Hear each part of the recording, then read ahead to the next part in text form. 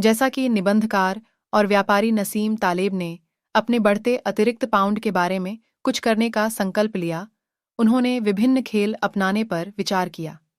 हालांकि जॉगर्स दुबले-पतले और दुखी दिखते थे, और बॉडी बिल्डर मोटे और बेवकूफ दिखते थे, और साइकिल चालक ओह, इतना नीचे भरी। हालांकि तैराकों ने अपने सुगठित, सुव्यवस्थित शरीर से उन्हें आकर्षित किया। उन्होंने अपने स्थानीय स्विमिंग पूल में साइन अप करने और सप्ताह में 2 बार खड़ी ट्रेनिंग करने का फैसला किया। थोड़ी देर बाद उसे एहसास हुआ कि वह एक भ्रम का शिकार हो गया है। पेशेवर तैराकों का शरीर संपूर्ण नहीं होता क्योंकि वे बड़े पैमाने पर प्रशिक्षण लेते हैं, बल्कि वे अपनी शारीरिक बनावट के कारण अच्छे तैराक होते हैं। उनके शरीर को कैसे डिजाइन किया गया है, यह चयन का कारक है, न कि उनकी गतिविधियों का परिणाम।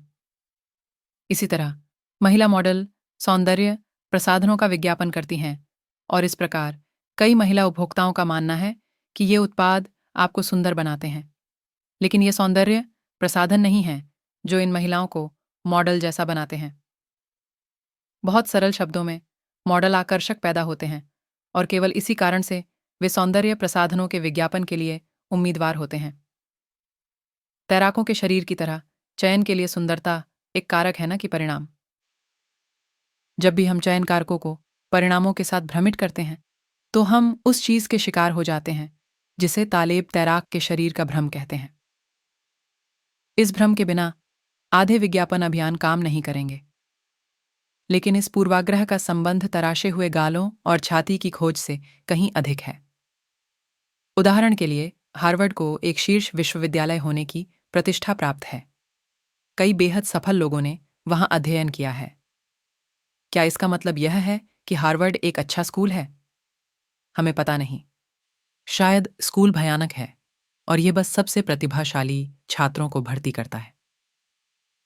मैंने इस घटना का अनुभव स्विट्जरलैंड के सेंट गैलन विश्वविद्यालय में किया।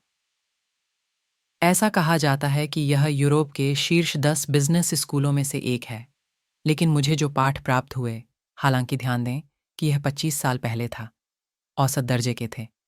फिर भी इसके कई स्नातक सफल रहे। इसके पीछे का कारण अज्ञात है।